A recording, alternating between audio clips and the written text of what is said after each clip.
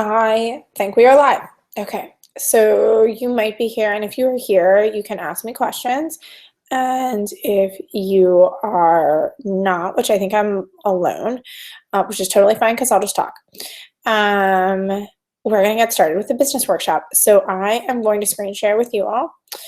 And here's my presentation. All right. So, we are off. Oops. Okay.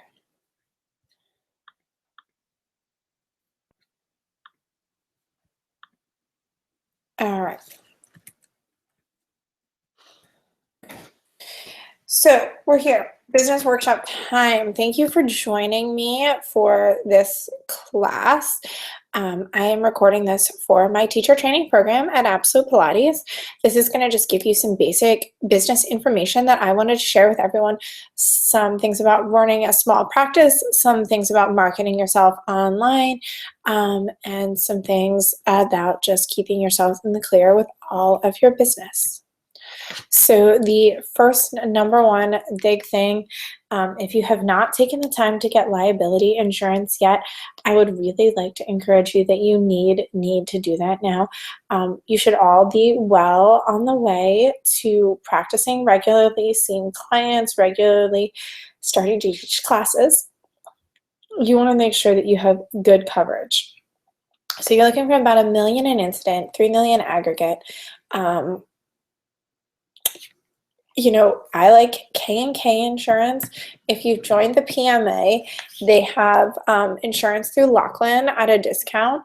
There is Sadler Sports, which is actually who I get the studio's insurance through. There is something called HPSO. All of those should have student rates. I would encourage you to jump on board now and take advantage of the student rates while you're eligible, because they will most likely let you keep them for the entire year.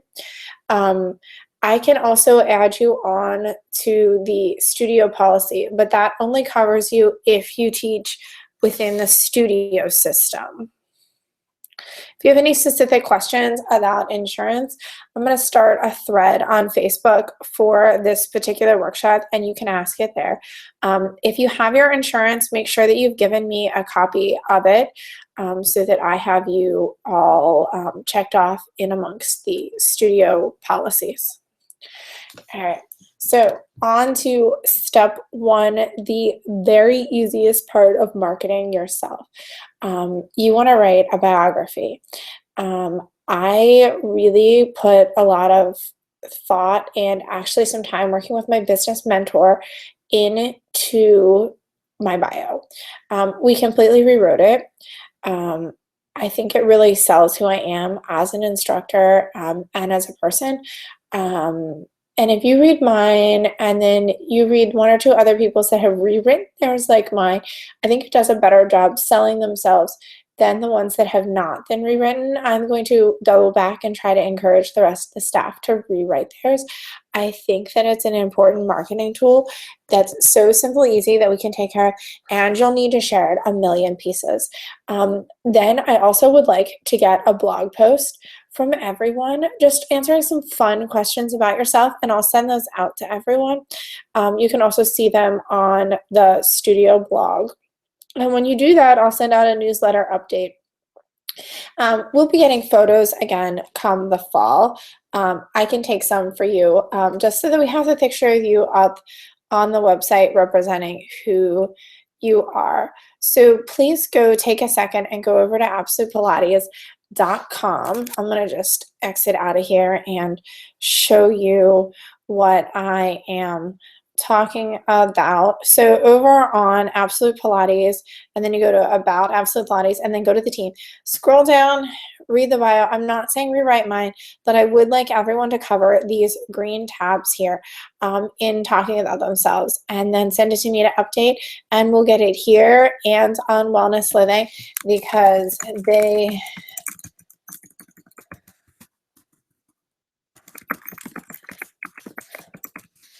also have a place on here where we can share the staff bios as well. So you can see that they are also here for those that have provided me then right underneath their name. So that is also important. And then we've also blogged about a lot of the staff.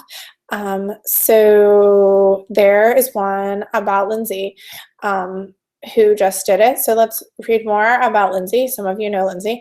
There she is doing a fun split. One of her goals was to be able to do a split. I know that. So once you've updated your bio, then I would like to get all of these questions answered from everyone. How did you get into fitness? What's your favorite part of teaching? What makes your work unique?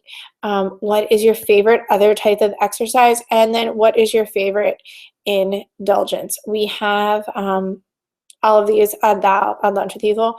If you go under staff, I actually think that it will filter for pretty much everyone who's done it. So there's Lauren, Mary, Kathy, me, Beth.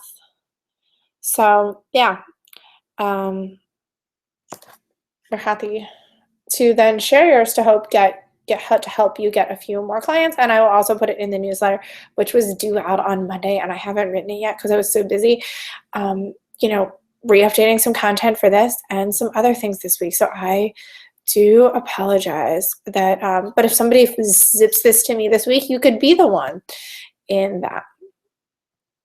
So next up, so once you've sort of rewritten most of your bio, this is actually something you need to do simultaneously with that. So maybe this is a good time that as we go through these activities and you're watching this recording, you actually take the time to pause the video, go back and start your bio. Once you've put in a draft together of that, let's start this video back up.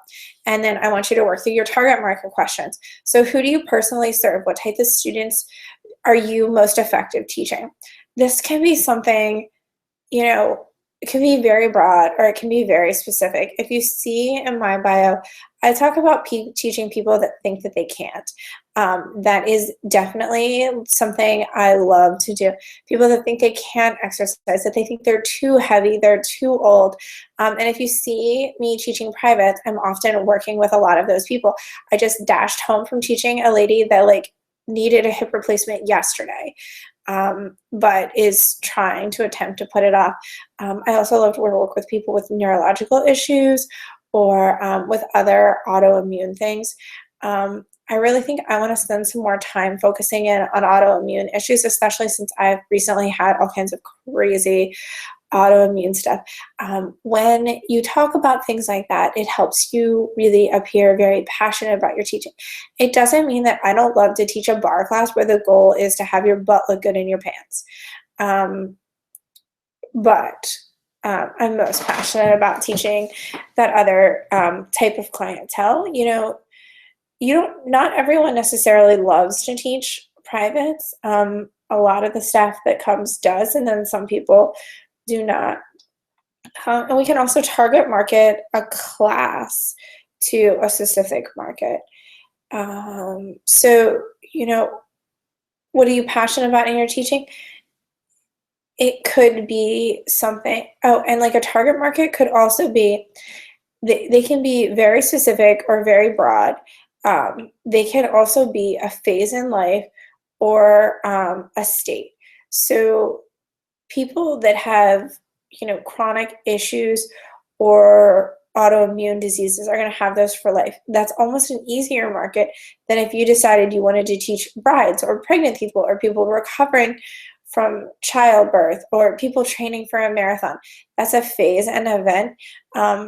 So that could be done, but runners or athletes would probably be a better target market than people training for a marathon. But we could try to set up a group that was for that. If you're struggling to figure out what your target market is, take a second, pause the video here, and write down what you think are all of your inherent strengths, talents, or skills.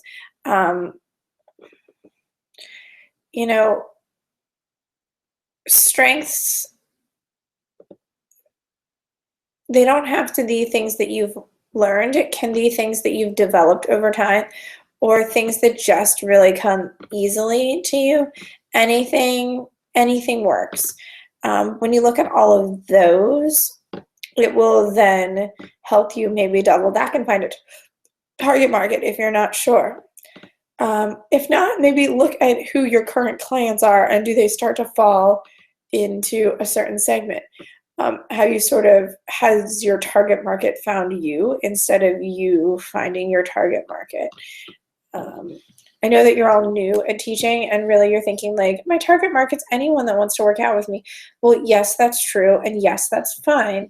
But you'll be happier and more fulfilled if you spend a little bit of time putting some effort into finding clients that fit your needs. That way, then they're more likely to stick around. You are a good match for one another, and you'll keep the relationship going longer because they'll be happy and you'll be happy. I honestly don't love to teach soccer moms. It's not really my thing. It's probably why I don't teach a lot of group classes. I actually honestly realized that I teach like almost no group classes at this point, other than some bar classes here and there, which I love to do. And I'm kind of fine with that. Other people have filled into that, which is kind of how I've gotten away from I don't love to do it, but I do. So, think about, has your market found you?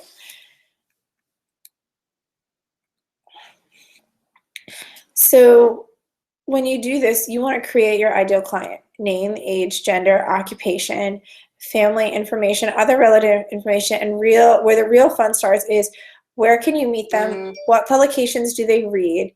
And how can you connect with them? So I've spent a lot of time thinking about this for my client. So pause the video, take a second, do a rough draft of this, and then I'm going to show you mine in a second. All right, here is mine. I gave her the name of Gretchen. I have no idea why. There is one client who comes in the studio named Gretchen. Don't worry, I haven't targeted this off of her. So here's sort of my target market: over 40, but not too old. I probably should up that a little bit. I'm going to say 40 to 75, female, an executive or retired. She's going to be educated, married with a kid or kids. They're probably older than mine. Orthopedic or health issues. They think that they can't work out. They're probably under the care of some sort of other health professional. They may or may not want to lose weight. Either way is fine with me, because really their goal is to be able to move better, feel better. Maybe if they're even at the point where they want to be able to play with their grandkids. This is somebody who never takes time to put herself first, something I can totally relate to. They pretty much shop online, plus so that's an advertising key for me. They love to travel. So I may try to do some ads that are display ads on a network looking at specific demographics. Where can I meet them? I can meet them online. They're probably also at farmers markets, boutiques, and school activities, whether it's their kids' activities or their grandkids' activities. This is one of the reasons why I donate a lot of gift cards to charity events. We've brought back some good clients that way. What do they read? Probably they read the newspaper online because they're educated, but they want to know what's going on. The issue is they may or may not read our newspaper. They probably read local magazines in waiting rooms. Really the way to connect with them is doctors, health professionals, maybe support groups or charity events.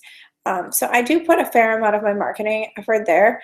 When you go through yours, let's see where your market is, and then maybe we need to do a marketing project in conjunction with that area.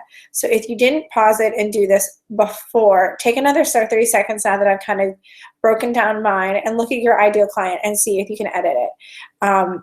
When you've got your bio, your ideal client, and your blog post done, I either want to have a phone chit chat with everyone, or I want to sit down with you in person so we can figure out how to strategically use your 2 remaining or all 3 remaining depending on how far you've gotten ahead, marketing projects to help grow your clientele, especially if you plan on working in the studio. So there is a governing body to the Pilates world. It's called the Pilates Method Alliance. I am PMA certified. There are now 3 PMA certified instructors in the area, and I think one of them actually let their certification lapse. I should go on to the PMA website again. 2 of them are on the East Shore, and I'm over here on the West Shore. Basically, they are out there trying to deal with the Pilates industry post a trademark lawsuit. So in 2000, as I told most of you in the mat training, there was a lawsuit filed in the Pilates industry where someone tried to trademark Pilates. And there is actually an interview on Pilates Anytime sort of about this process and how Pilates came to where it is, from Joan Breiber. And I will actually get you the link to that because she does a pretty good job in the middle of this series talking about the state of the Pilates industry and where we are. You know, I think it's a strong industry. I think it's here to stay forever. I don't think we're in the Pilates apocalypse. I do think that we need to uphold authentic Pilates, though. I don't think all of these things out there, blending things and equipment things, are great. I am for making up new moves and trying things and incorporating things together. But I think we need to uphold the Pilates principles at the same time. There is a code of conduct handout from the PMA that I just realized that I forgot to send to you, along with a scope of practice handout. You can take a second and read the code of conduct handout. You don't need me to read to you. You are capable of reading. But basically, you know, these things talk about you're doing no harm to your own clients, you're doing no harm to other Pilates teachers, and you're doing everything to uphold the image of the community. At the same time, we do things within our practice. So we're not doctors, we're not physical therapists. I do have a little bit more knowledge in that field. As you move more and work with clients more, you'll develop more knowledge as well. You know, you want to just be aware of if anything seems weird, you know, you want to let me know quickly if I'm in the studio at the time, or let the client know, or try to find somebody who does know more, or send them off to their doctor. You don't ever want to tell someone something out of their scope of practice. You know, I'll often make guesses at things, and I'll send people off to see my husband. You know, like, I think I see yada, yada, yada. I think you really should talk to Andy, get a physical therapist's opinion, see what can be done to help that. But we are not physicians or clinicians in any way, even though I do still sort of have a exercise physiology certification going. But the same thing, watching your hands-on adjustments and things like that, you know, chiropractic adjustments, physical therapy, manipulations, things like that, they're not within the scope of our practice. All right. So in the Pilates studio, you all are currently independent contractors. So you set your own hours. You do not have to come in and see clients when I ask you to. It's lovely if you can, and you will get paid. You can control what you do. You can set your own style, but you do pay your own taxes. You'll receive a 1099 at the end of the year, and you'll file a Schedule C on your taxes. So there is a lot of so it's basically as if you are renting space from the studio to see your clients, which may be your own clients that you brought in, or maybe clients that I have that have come to the studio looking for someone to work with.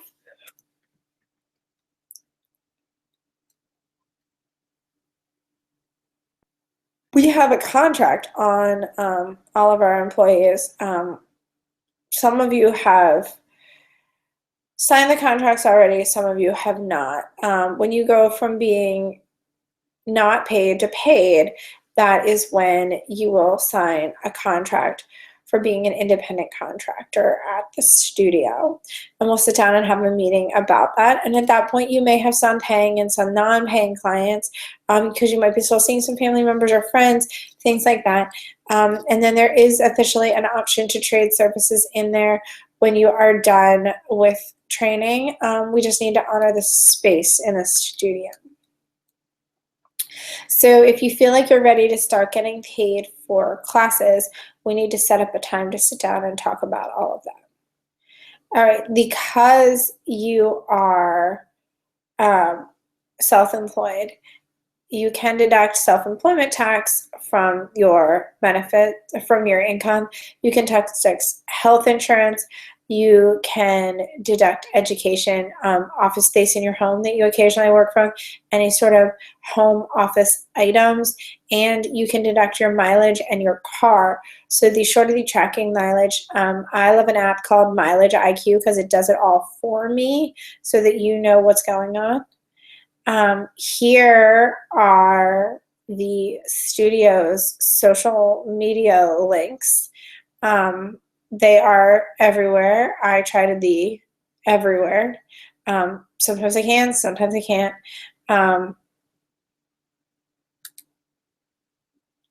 Okay. So on to referrals and networking. So since you're contractors, it is not necessarily my job to fill your schedule. I will do my best to help you, but that is not actually my job. You know, you need to pick a target market, and then we need to work together to fill your schedule. I do market the studio as a whole, and then when clients come in, I fill them into people's spaces that are listed available on the schedule, or I ask people to take them. And this is the reason why you did marketing projects, is to help grow your own practice. So taking a second to figure out, where is your network? What are your referral sources? Who can you go to let them know that you are now a Pilates teacher and that you are ready to take clients? And these are the kinds of people that you would love to start working with. You know, where do you get all of your information? What websites do you look at? Do you follow any local blogs? Is there anyone that you know that you could trade a service with or have take a class to get them to share some information about you? Who are your centers of influence? So your, you know, like, where do your kids go to school? What activities do they participate in? Mom groups, book clubs, supper clubs, who knows what else people do these days. You know, who are people that you're going to send clients to? Is there a massage therapist you use, or a hairdresser, or a dentist, or a doctor? People are going to ask you all the time, especially if they're new to the area. I need a yada, yada, yada, a vet. You know, do you have a close relationship with any of these people? Could you get them to leave some brochures? Could you partner an event? You know, anything like that. Are there events that you love that we could maybe participate in? Are there charities or organizations that you're passionate about that we should get more involved with? All right, so I tried very hard to uphold a clean and standardized image for the studio. I do a fair amount of online marketing, and I make images for that, and they sort of all fit the same standard type of things. I'm really attached to my gray wooden floor. I use it everywhere. Business cards I have printed vertically now. I sort of have created a branding standard for that. I like to use studio emails at the absolutepilates.com. If you are working in the studio more than 10 hours a week or close to 10 hours a week, I will pay for you to have a studio email so that you can email your clients from that email. If I am paying for your studio email, I expect you to be emailing all of your clients from that email, not your personal email, to set the clean, polished image once we go that route. So you will have to tell people, hey, please email me at yada, yada, yada, if they're a client. Obviously, if they're friends, they can email you wherever they so choose, or wherever you choose. If you want flyers made up with the studio logo on it, just let me know. We make postcards for events all the time. We send out postcards, things like that. And I print schedules. So I'm about to need to probably print some schedules for some of the locations. So if we're changing or altering classes, or you think you want to get things on the schedule, please speak out ahead of time.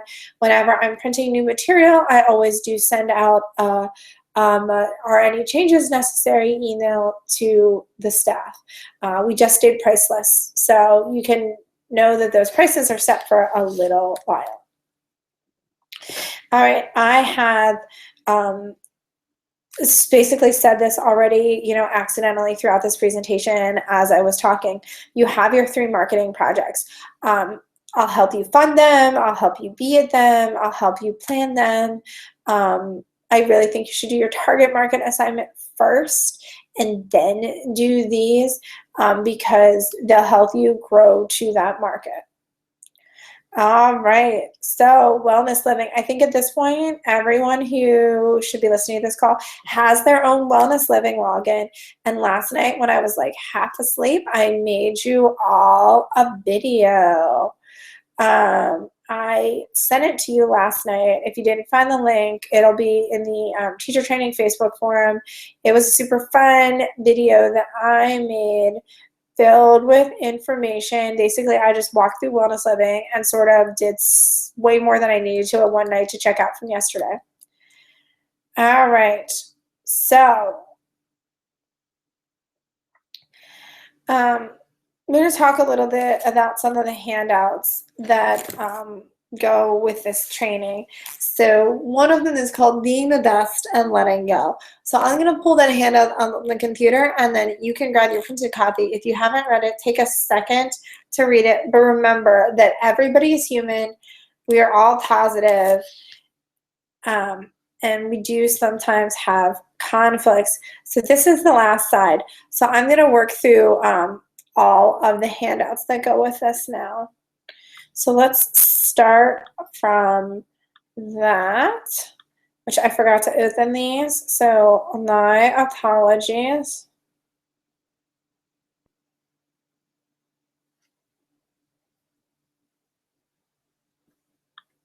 Okay. Let's start with this one. Okay, so you have a printed copy of this. So we're letting clients go with grace. I just actually had to fire a client for something in the studio. People need to respect other people. We have some seriously hardcore vegans that come in the studio. They get offended, when other people talk about meat. There was almost a fight once. There used to be somebody who was very anti-caffeine, and we had some issues with that. We all need to respect each other's boundaries.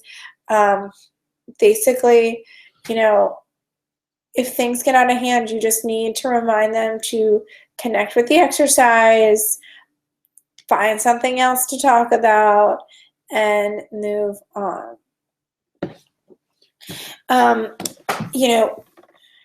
A lot of times people will tell us things that you don't want to hear about your lesson.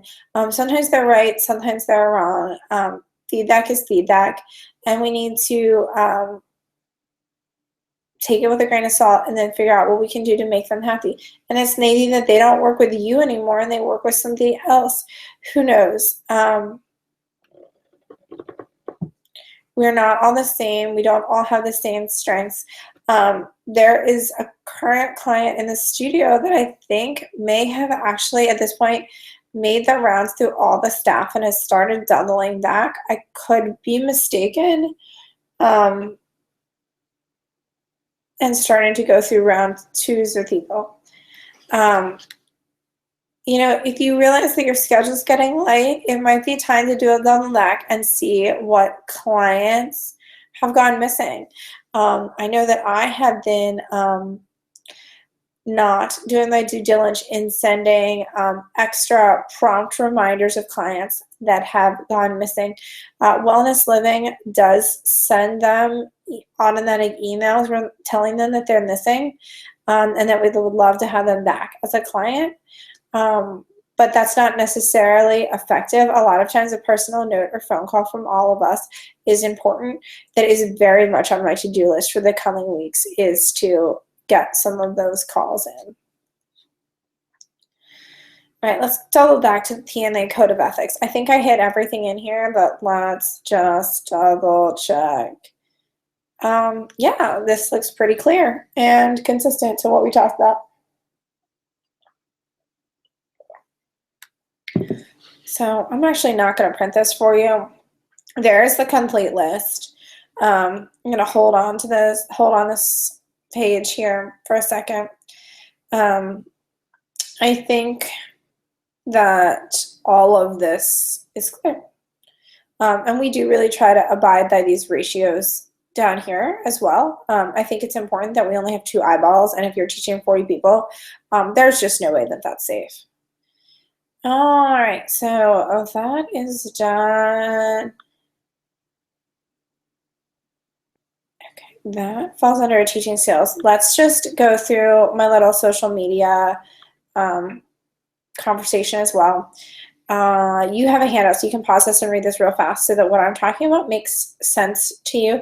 But basically, you know, you technically own your own little small business now that you're a Pilates independent contractor.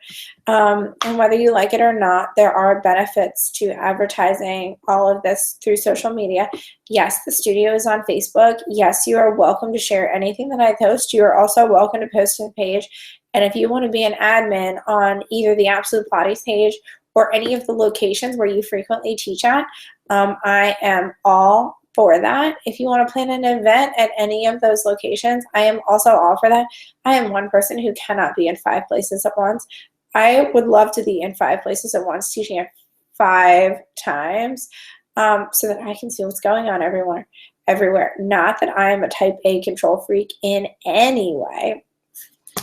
So, you know, you can share on people's pages or tag them in posts about things, or if they let you take a picture, put it up there, encouraging people to take selfies in the studio, things like that. We love promotions.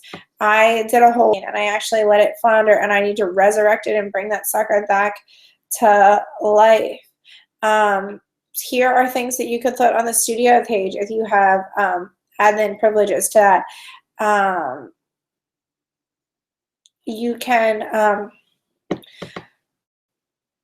can loosely promote classes. If you're going to promote that there are empty spaces in some classes, make sure that you hit the entire day. Or if you're doing a night, maybe do that night, do a week of callouts of classes that could use a few more people in them. Or if something changes, we can post that on there. I don't want to see anyone posting on the studio page, hey, Allison's got room at 5 o'clock tomorrow night, and that be the only thing you say, because there are probably other classes that also need people in them. I will either delete your post or go back and edit it when I catch it. And it won't get that much traction anyway. You need to make it interesting and make it count. So feel free to start tagging the studio and things and posting on the page if you would like to be able to do that.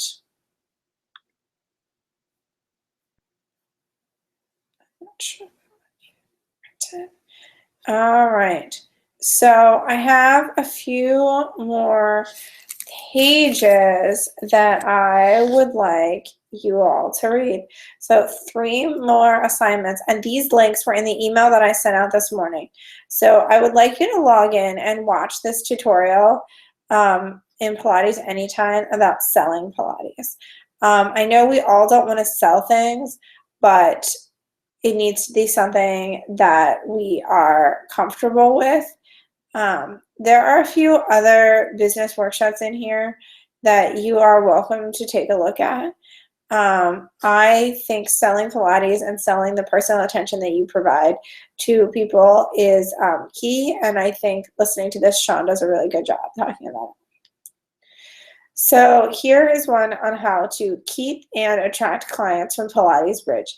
This website is probably one of my favorites for just talking about basic business things. This one goes a little bit into the science behind building a rapport with a client. and engaging with them, but not taking it too far. How you can do that, and what questions to ask them, how to be engaged and an observant teacher. And then there is also this blog on building a client base, which is from the same blog, but also very helpful. A lot of it is how you communicate with people, and why you teach and how you teach, and what you share with people and how you give them options, meaning, and skills to grow with. And the more people you're teaching at once, the harder it is going to be to build a rapport.